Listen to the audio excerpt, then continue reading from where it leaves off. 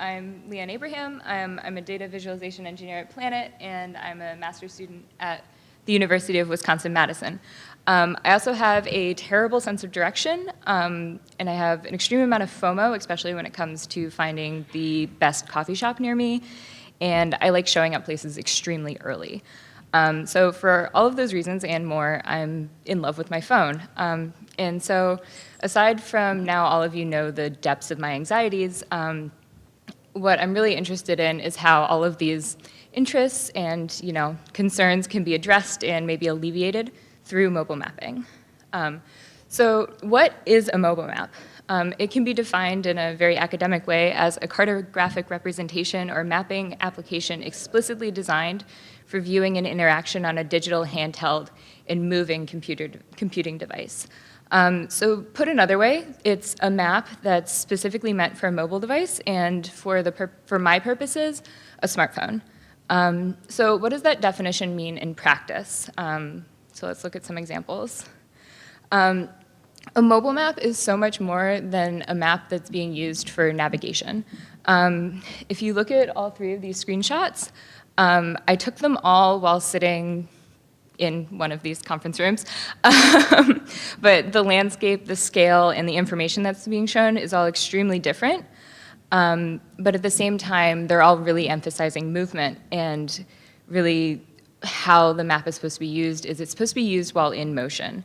But the motion intended is it changes. With Google Maps, the implication, at least with this particular base map, is that you're supposed to find somewhere and go there, be it a transit station or a park. Whereas with something like Pokemon Go, the landscape has been sort of stripped of a lot of buildings, and instead you have these imaginary Pokestops and little Pokemon, and you're supposed to play and explore as if the city wasn't something that existed entirely in the real world. And finally, something like All Trails, you're immediately taken out of the urban environment entirely, and with the purpose of trying to find a trail to go hike and leave the city, possibly, you suddenly are being placed in half of the Chesapeake Bay. So all of these apps are, again, something that were taken in the last couple of days, so they're the latest example of really a history of mobile map development that has changed drastically over the past 11 years. So why study these apps, and specifically why care so much about how they've changed over time? Sometimes it feels like smartphones have always been with us, and in the present day, they're pretty ubiquitous. As of this year, 77% of US residents report owning a smartphone, and if you look at people under 50, that number rises to 89%. These numbers are very specific to the United States, however.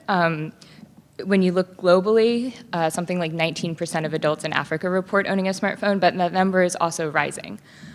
So trending upward kind of across the globe. But what does this widespread smartphone ownership mean specifically for mobile mapping? It means that this idea of where we can get information and when is changing, and it's changing kind of in real time. You can travel and you don't need to have a destination in mind. You suddenly can just rely on this device in your pocket to tell you where to go, and maybe you're already en route and you're like, wait, no, I actually need a coffee. You can find that place en route. And that also means that mobile phones and this sort of rapid evolution has changed how many of us interact with place, and increasingly complicates discussions of like what a map is and what a map can do. So for the purpose of this talk today, I'm going to try to answer what should we consider when we're designing for mobile maps. And specifically, I've broken this down into we should be thinking very carefully about the computing environment that our map is being used in, so the literal nuts and bolts of the phone. But we should also be thinking about the physical environment that our map is being used in. So is it sunny out? Is it raining? Is this map going to be used in a context where someone might go through a tunnel and be completely underground, but only briefly? And as always, we should be thinking about the user and the person who's going to be using this map. So let's talk about phones, and specifically go over how I tried to figure out how they've changed over time. So for the purposes of this study, I started in 2007. This marks the release of the Apple iPhone, which is widely regarded as sort of the first smartphone in the way that we think of these sort of black squares in our pockets today. So I traced from 2007 to 2017, so stopping at the end of that year. And I collected a survey of sort of flagship mobile devices. So those are your big iPhone X's and Note, whatever number they're on, and sort of those big devices that your cell phone carrier is always trying to get you to buy.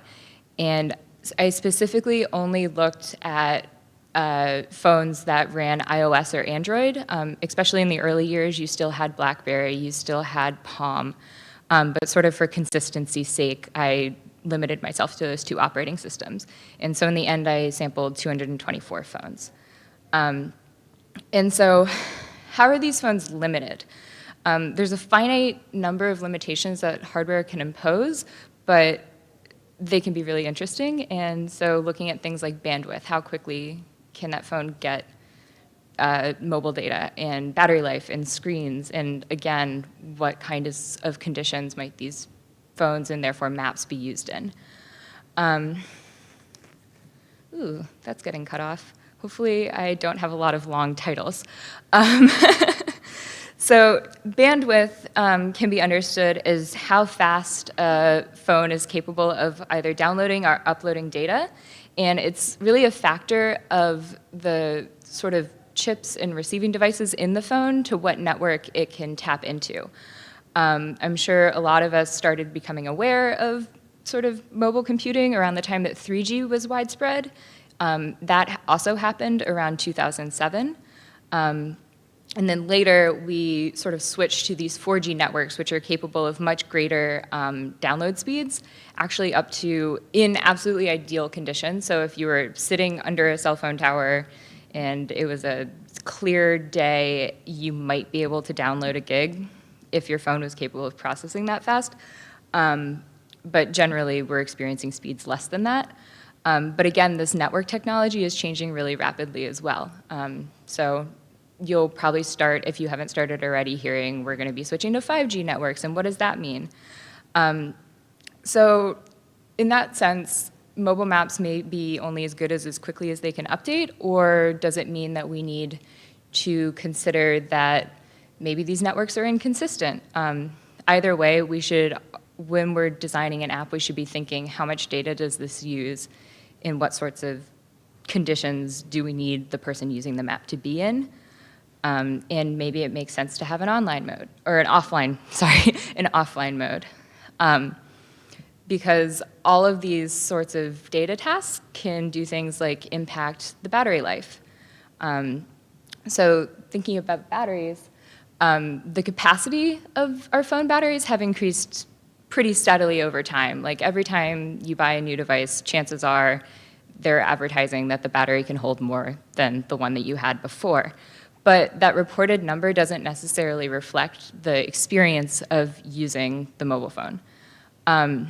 When you look at battery life using a metric like endurance, so for this purpose, how long would your phone last if you watched an hour of video, if you did an hour of web browsing, you checked Instagram, and maybe you called your mom and it took an entire hour? The experience of using the phone for that time has been more or less flat, with some exceptions, generally.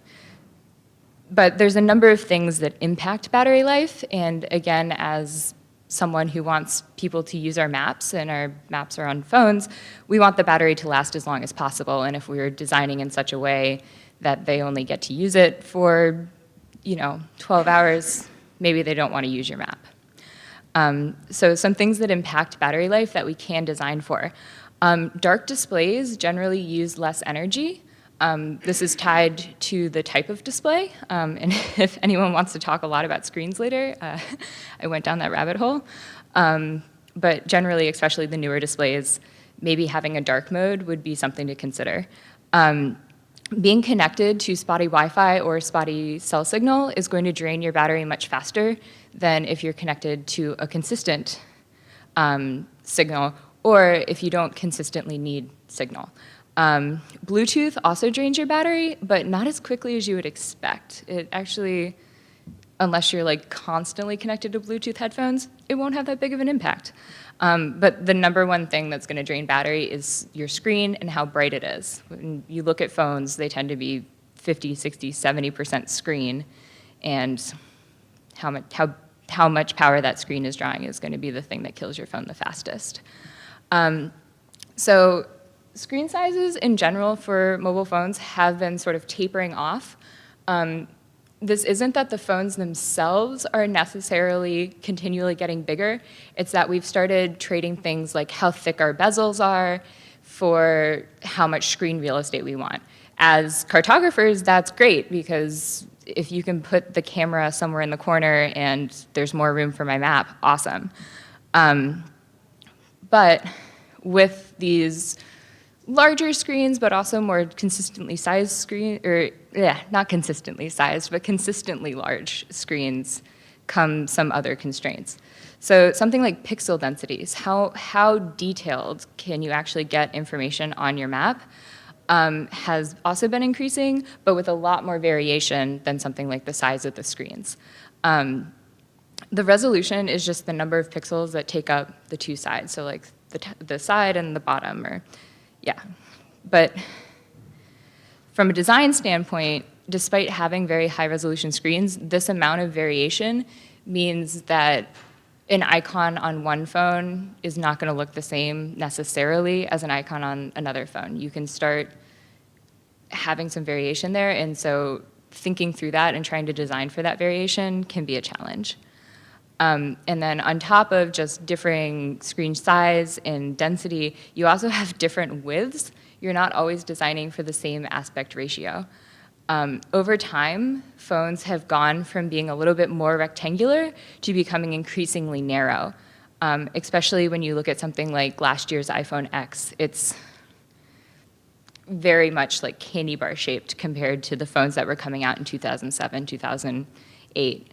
A lot of that has to do with decreasing the size of the bezels on the top and the bottom and having that sort of edge-to-edge screen.